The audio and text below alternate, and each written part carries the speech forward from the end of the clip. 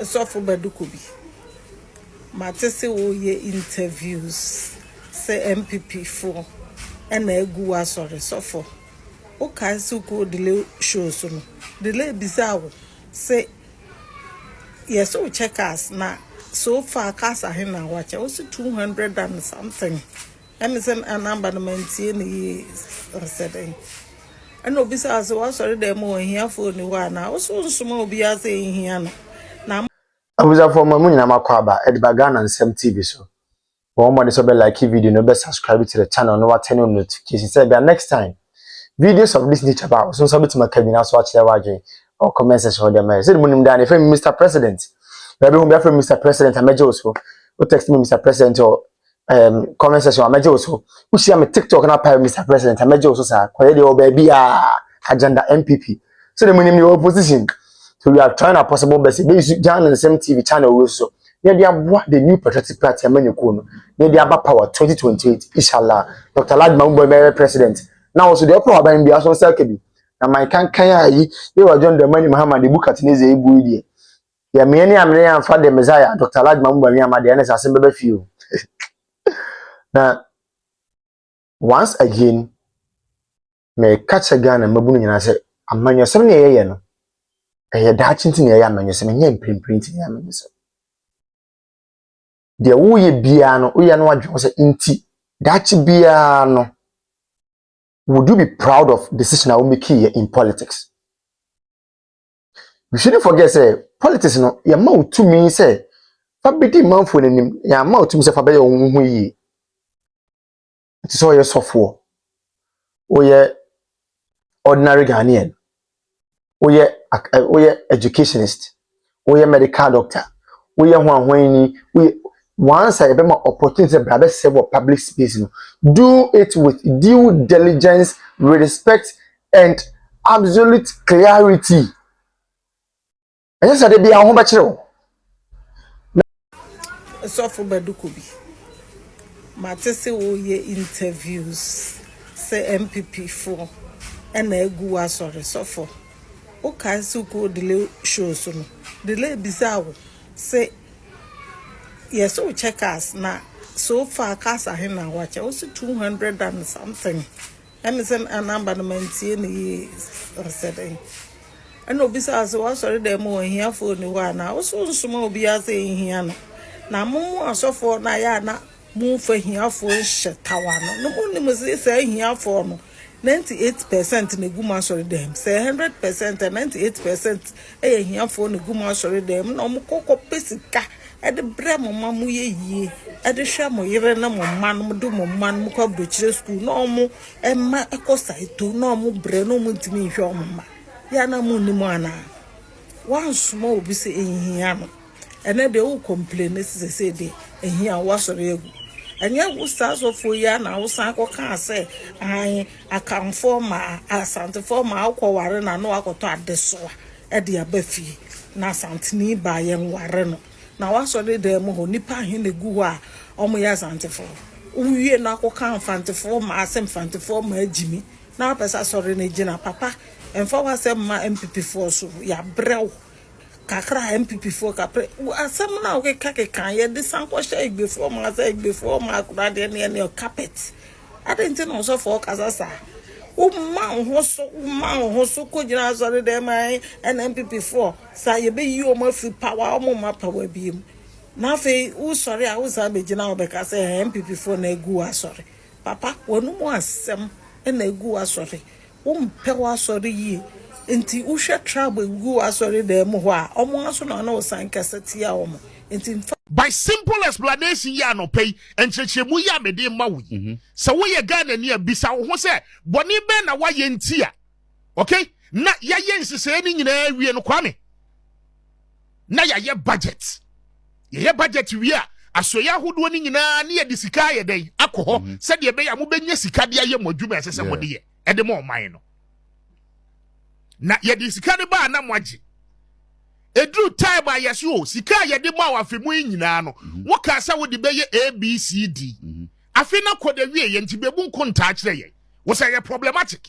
eno no wo pa wo ba answers a wo pe ana wo de ye den wo de ma ye ye bisa se adie ya wo kan yente ase eba ne say na we kosi say eba ne say na we ye say ya na wo ma ye cheeky answers enya ha na abepagya o metri so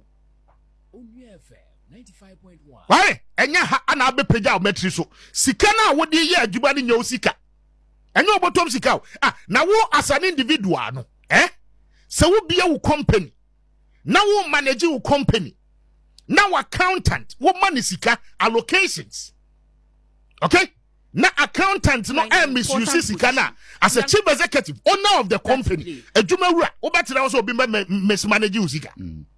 Why do we do things as if say as yenye reasonable human beings yenye conscience and everybody in this country is afraid to talk about it for our better to form because adwuma na wo yenye Ghana for dia and adwuma wura no wo every mandate and every responsibility say wo mo be demand accountability.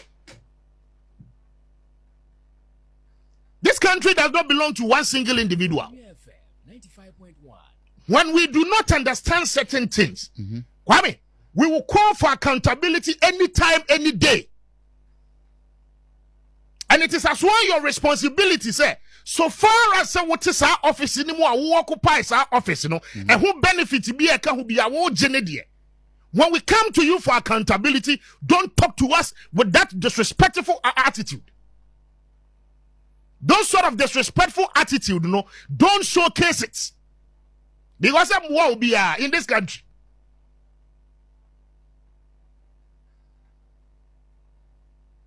You say, as your minister, you to me can't was them, we are more with them so. You may cannot hear. BBC now could demand for answers. The Omo pen, one more candidate. Why should that be the case? Why? Somebody should tell me why that should be the case and why. As I said, no, the best status quo say. Tell your minister until you're untouchable. Somebody that is supposed to be the servant of the people. Wa wo ton ade, wa wo ye djuma no, wa djuma betimi akọ nanim. Na wo oman no sorry, no mo de pressure ato oman no so. Say oman ye, e was so making sure say me ho atome. Every say Article 36 of the Constitution, the Directive Principle of State Policy. About 30 years ago, Greater Accra Regional Branch of Ghana Bar Association, lawyers at Greater Accra, they withdrew their services because the Supreme Court held one of their members in contempt for attacking the judiciary. They've done all of this in the past. Yet, by people also they are not common to see no evil, hear no evil, say no evil. If I think what they have done is unprincipled, and that they need to be called out. As the way the Ghana Bar Association operates is not fair, it's not balanced. If they are a partisan association, so then there's no public expectation of them to perform any function beyond supporting the MPP. But there's no Kobase. I can't send the and Tampana no be a thing. I can say to any panel, I condemn no. But when it involves the MPP, no more to show they drag their feet. Okay, Obi, I told me as I know. That narrative announcing MPP before they back and trying to create the impression. Okay, suddenly there's some abuse of freedoms and that the judiciary suddenly is in bed with the NDC. No, I didn't want to go back to record these instances. But MPP, Martin, no Martin in our common. What did they not do to people who express themselves under MPP? Meno Kasesonim said, Bobi Ansa used to host program now. Who hosted this year? Yes. In 2021 or 2022, Bobi Ansa Koka said, a year, 10 first lady, Mrs. Rebecca Kufado, and vice president at the time, Spamia Baumia, Omakwaje Asasibu or Cantonments Sahano Moody Sidani. Because of that, Bobi Ansa was picked up and taken to court. Make us say the matter is still in court. The matter is still in court. Say. Tell me bongo ideas. Me name no. Abraham tell you what with that. Sure. Okay, can some. Okay, same the family. Mrs. Rebecca Kufado. On the they didn't take him to court. They kidnapped him for days. State security, they kidnapped him for days for saying something about the first lady at the time. Mensa Thompson, Okoka said, on my penima at the presidential jet is too kind. I don't know, man, Fanyano. Oman was only Muchi, Uncle Shaban Kukum. And I could go on and on and on and on for the things that they did to people who express views in this country. How is it that suddenly, almost Bemu, yes, the same and Rana, Omodewi amount for no, then suddenly they are insulting and attacking judges. Okay, Muntia 3, Obi, Muntia 3. Were they not sentenced to 4 months imprisonment for abusing judges? Yampuma got 2 years. Yes. For abusing judges. Okay? The owner of Radio Good at the time, Mr. Atuahwe, and now on the baby, he didn't even know who was appearing on his program that day. You buy one for a fine of 30,000 cities because of a several kind of radio stations. And yet, before no more say, Oklahoma say, Adia, court near any at the papa. Did they not jubilate over it? Oman condemned those of us who insisted, say, the sentence was a bit excessive. Oman condemned.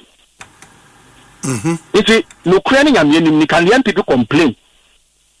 Tell you, of course, another part.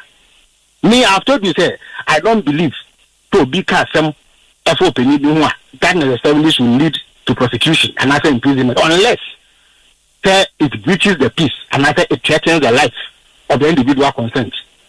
But can young people say same? What is their position? Last week, that was about Y0u statement. Claiming, say, free speech is being criminalized. And I'm a Abra Nigeria, Obi Khan, Nigeria, once a more. Yachi Nipano, make us say, a similar court will be answered. What was Dr. Bamiya's position? Sabi Oka, so, in all fairness and honesty, can you say, said them before, can a genuine? So, we need to be fair. Now, more journalists, I told you, say, I said, by an NDC, not any NDC, MPP, as some. Okay? I think no matter that, all complaining. Did you not file a case and within 2 hours, the full panel of the Supreme Court was assembled? That's a mediation in Ghana. Are there no cases? Aqua Quarter, we in the NDC have expressed reservations about them. And before still say it was right. So for as long as courts rule, there will be disagreements. But nobody can frontally disrespect a judge in the manner that Attorney Martin did. Ghana Bar Association, they cannot not too. Because there are people in society here, they have less responsibility. Someone a work from a senior kind who have been punished. Or he never ban or represent our XYZ TV. Or what can I say? Nana Akufo-Addo appointed Supreme Court to the MPP4. Kofredame cited him for contempt at the High Court. I mean, it was 14 days, 2 weeks. Obi, I can't make a boy. Yeah, but honorable, I mean, all the instances now, one manner. There were instances at the NDC that in opposition complained about, based on which the NDC promised to reset this country. Resetting, in my understanding, means you do something materially different from what you complained about. If you do the same things and I reset, now or justification is MPP for so yeah, that is some way. And Obi, Attorney General go for Governor Ayini, or you be a court, a prosecuting. President go for that yeah, no, for saying anything against the judiciary. Says about power. No, sir, Attorney General delegated power, so they become a police, and the police are prosecuting people. Question. But you see, yes, a judge, the assembly, not the judge rules her. President of the country, Attorney General, cannot say said my judge and enforce it. William said in a Abonye case, no, the prosecution actually opposed one of the denials of bail, felonies, and yet the judge went ahead to remand Abonye. So you must stick to that. Some men no to that, so that doesn't create the impression. Say the MPP before no. There are instances also where members of the public have complained about what some have said about them.